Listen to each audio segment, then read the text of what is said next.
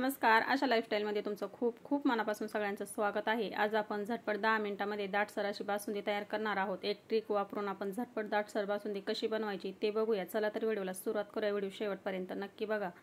बासुंदी बनवण्यासाठी इथे मी 1 लिटर दूध घेतलेलं आहे। नॉर्मल दूध आपलं गाईचं गोकुळचं दूध आहे हे पॅकेटमधलं। तर 1 लिटर आपण दूध घेतले। सगळ्यात अगोदर आपण 1 ग्लास भरून दूध साईडला काढून घेऊया।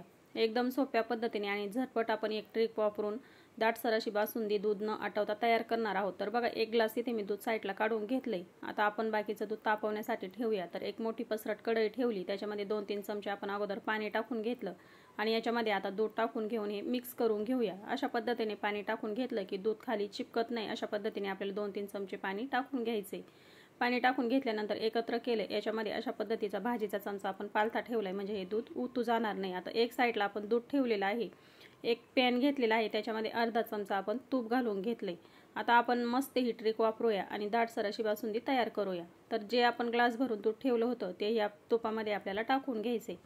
चमच्याने मिक्स करून घेऊया। गॅस मध्यम ठेवलाय। मिक्स करून घेतलं की आता आपण याच्यामध्ये मिल्क पावडर टाकून घेणार आहोत। तर बघा मी ह्या पद्धतीची इथे अमूलची मिल्क पावडर घेतलेली आहे। तुमच्याकडे ज्या ब्रँडची असेल ती घेतली तरी देखील चालेल। आता आपला रोजचा जो पोहे खाण्याचा चमचा आहे तो चमचा घ्यायचा आणि त्या चमच्याने आपल्याला 3 चमचे याच्यामध्ये ही मिल्क पावडर काढून घ्यायची।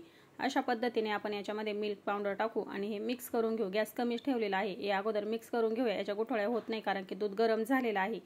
आता प्रत्येक वेळेस जर आपल्याला बासुंदी बनवायची असली तर घरामध्ये खवा असतोच असं नाही। तर अशा पद्धतीने आपण आता याचा खवा तयार करून घेऊया आणि झटपट दाटसर अशी बासुंदी तयार करून घेऊया। अगदी 10 मिनिटांमध्ये ही बासुंदी मस्त अशी स्वादिष्ट तयार होते आणि खूपच छान अशी दाटसर देखील होते। तर बघा मी व्यवस्थित असं एकत्र करून घेतलंय।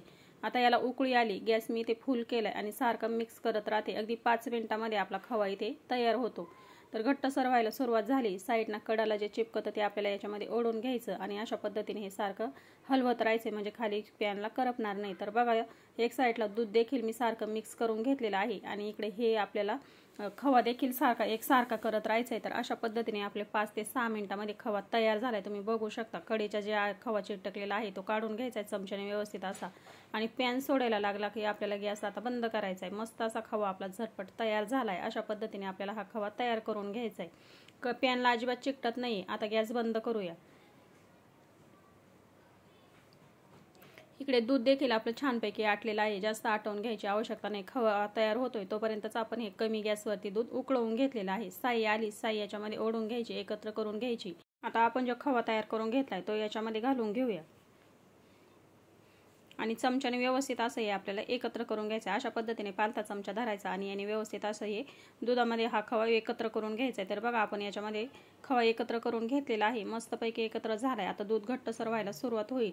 गॅस मी इथे मध्यमच ठेवलेला आहे। मध्यम गॅसवरती आपण आता याला उकळून घेऊया। आता याच्यामध्ये आपण साखर घालून घेऊया। तर पोहे खाण्याचे छोटे 4 चमचे याच्यामध्ये मी साखर घालून घेतलेली आहे। तर आपण याच्यामध्ये मिल्क पावडर घातली, त्याच्यामध्ये सुद्धा गोडवा असतो आणि दुधामध्ये सुद्धा गोडवा असतो। तर खूप प्रमाणामध्ये आपल्याला याच्यामध्ये साखर घालायची नाही। तर छोटे 4 चमचे मी याच्यामध्ये साखर टाकून घेतली आणि एकत्र करून घेतलेला आहे। साखर तुम्ही आवडीप्रमाणे थोडीफार कमी जास्त करू शकता। आता याच्यामध्ये कलर येण्यासाठी मी इथे हळद पावडर घेतलेली आहे। अगदी चिमूटभर मी याच्यामध्ये हळद पावडर घालून घेणार आहे। मस्त कलर येईल।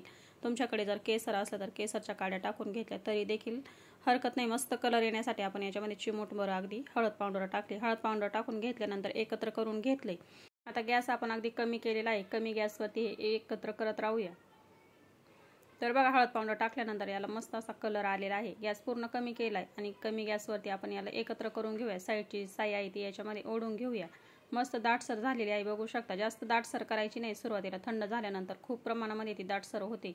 आता याच्यामध्ये मी सुकामेवा टाकून घेतलेला आहे। काजू बदाम आणि पिस्त्याचे काप करून टाकून घेतले। तुम्ही आवडीप्रमाणे कमी जास्त करू शकता। आता काजू बदाम आपण याच्यामध्ये पिस्ता टाकून घेतल्यानंतर आपण ज्या विलायच्या घेतल्या होत्या त्या मी अशा पद्धतीने ठेचून घेतलेल्या आहेत। आता ते देखील आपण याच्यामध्ये अर्धा चमचा घालून घेतलाय, एकत्र करून घेतले। आता तुम्ही बघू शकता हे मस्त असं उकळलेलं आहे। अगदी जवळून मी झूम करून दाखवलेला आहे तुम्हाला। मस्त कलर आलेला आहे आणि दाटसर ही बासुंदी झालेली आहे। अशा पद्धतीने आपल्याला ही बासुंदी आता एकत्र करून घ्यायची। आता बासुंदी आपली तयार झालेली आहे। गॅस बंद करायचा आहे आणि एक बाउलमध्ये काढून घ्यायची बासुंदी थंड होण्यासाठी।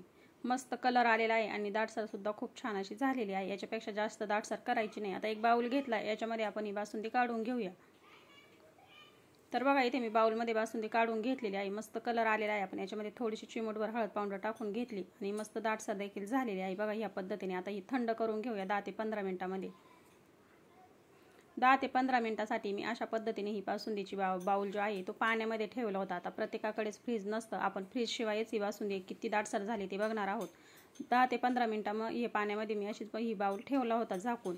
आता ही मस्त तुम्ही बघू शकता, कलर देखील खूप छान आलेला आहे आणि दाटसर देखील खूप छान झालेली आहे. मी अजिबातही फ्रीजमध्ये ठेवली नव्हती. अशा पद्धतीने 15 मिनिटासाठी ताटामध्ये पाणी घेतलं आणि पाण्यामध्ये ही बाऊल असाच ठेवला होता.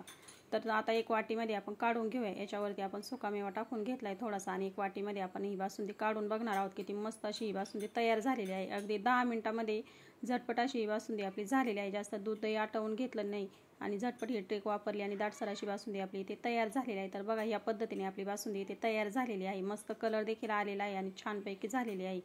अशा पद्धतीने बासुंदी नक्की बनवून बघा. आजचा व्हिडिओ कसा वाटला कमेंटमध्ये नक्की सांगा. तुम्हाला जर हा व्हिडिओ आवडला असला तर व्हिडिओला लाईक करा, शेअर करा. चॅनलवरती जर तुम्ही नवीन असाल तर प्लीज चॅनल सबस्क्राईब करा. वेळात वेळ काढून व्हिडिओ बघितल्याबद्दल खूप खूप मनापासून धन्यवाद.